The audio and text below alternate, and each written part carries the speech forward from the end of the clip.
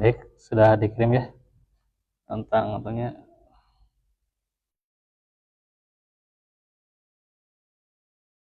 Silahkan dibuka ya nih pertanyaannya. Bagaimana status fatwa Ibnu Taimiyah ya bahwa ya kebanyakan ulama termasuk eh, apa, mazhab juga itu ya diantaranya Malik, Asyafi'i, Ahmad menyebutkan seorang wanita yang haid yang suci pada sore hari maka ia harus mengerjakan sholat zuhur dan asar.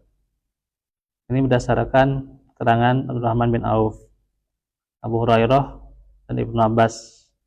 Alasannya ya waktu yang meliputi dua sholat termasuk dalam kondisi uzur sehingga dia suci di sore hari. Sebenarnya waktu zuhur masih ada ya, kan waktu zuhurnya masih ada kan kalau jam 3, sekarang juga jam 3 masih ada waktu zuhur ya. Saat jam berapa? 3.20 kan? Nah, itu. Apakah kan dia harus nanti sholat zuhur juga kan? Apakah gitu ya gitu? Nah, kalau kata pendapat mazhab ya, dia harus mengerjakan sholat zuhur sebelum asar.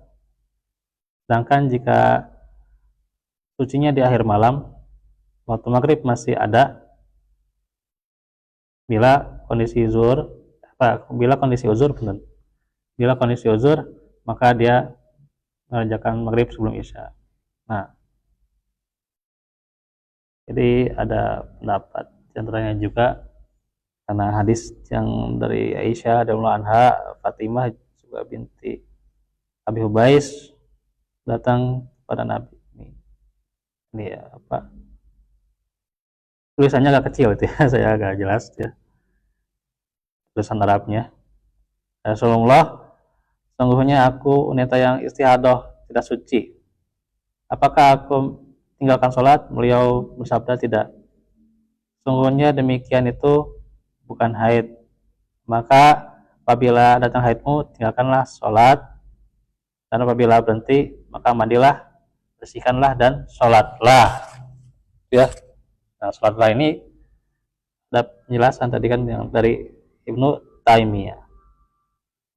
Dan ada pendapat bahwa itu yang sudah maklum jadi permasalahan ya tentang waktu berhentinya haid ya di sore hari itu ya atau di malam ya menjelang isya itu ya. Nah, jadi tidak waktu sebelumnya ya tidak dikodok ya. Maka gini,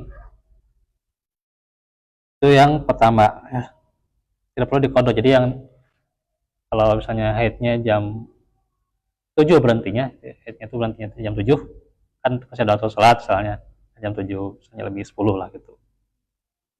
Jadi nggak usah dikodok sholat maghrib gitu. Itu yang pertama.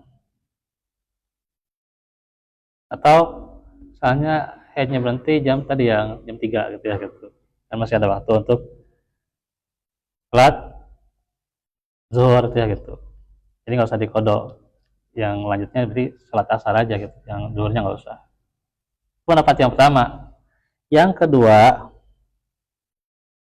yang ini lebih dikuatkan juga oleh Syekh Utsaimin dalam fikihnya, dalam pembahasannya ya. Tetap harus dikodok ya. Jadi kan dikodok sih. Tapi di waktu misalnya dia berhenti haidnya gitu ya, dia sudah mandi, ya, sudah mandi, kan dia berhenti haid itu kan berarti dia wajib ya gitu. Berarti dia wajib. Berhenti haidnya berarti di waktu jam 3 kan dia masih wajib duhur, kan masih wajib kan duhur kan masih wajib karena dia berhentinya di jam 3. Kalau berhentinya pas waktu asar, berarti dia wajib asar gitu. Ya sehingga kerjakan juga waktu zuhur gitu. Karena kan di waktu zuhur dia wajib tuh. Karena berhentinya di waktu zuhur kan. Walaupun misalnya keduluan sama mandi, karena kan mandi ya butuh waktu berapa menit ya gitu. Ya berarti nanti di waktu asar dia kerjakan zuhurnya juga nggak apa-apa. Kerjakan zuhur dan asar di waktu asar.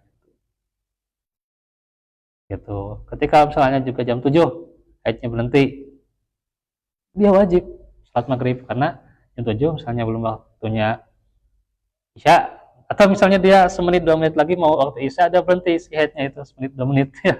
Walaupun semenit 2 menit mau waktu isya sebelum adzan isya, nah dia tetap maghribnya juga dia kerjakan di waktu isyanya, jadi maghrib dan isya gitu. Maghribnya kerjakan, isyanya juga kerjakan, nah gitu. Nah itu pendapat yang kedua. Jadi maka yang lebih kuatnya itu ya, dan saya baca dari para ulama ya, dan baca juga dari penjelasan fikih, penjelasan hadis-hadis juga secara hadis ya. Nah itu yang kedua ya, yang pendapat Ibnu Taimiyah tadi yang jadi pertanyaan itu dikuatkan oleh Syekh Utsaimin, bahkan juga kan Syekh Abdul Aziz bin Baz ya gitu, dan seterusnya gitu ya. Itu bisa dikaji ya gitu ya. Jadi kita tidak hanya mengkaji dalam satu sumber, nah, kaji juga di sumber yang lain ya. Wallahu fikum. Nah itu Fatafillah, kita mau maghrib nih, tinggal berapa menit lagi. Itu saja dahulu yang bisa dibahas. Kita tutup saja dengan doa. Rabbana atina bilal kamahwai lana min masyada Rabbana hablana mi azwajina zurriyatina qurrata a'yun yang qalibal qulub sabil qalban. Subhanaka Allahumma bihamdik asyhadu an la ilaha illa anta astaghfiruka wa atubu ilaik. Wa fikum wa minkum. Wassalamualaikum warahmatullahi wabarakatuh.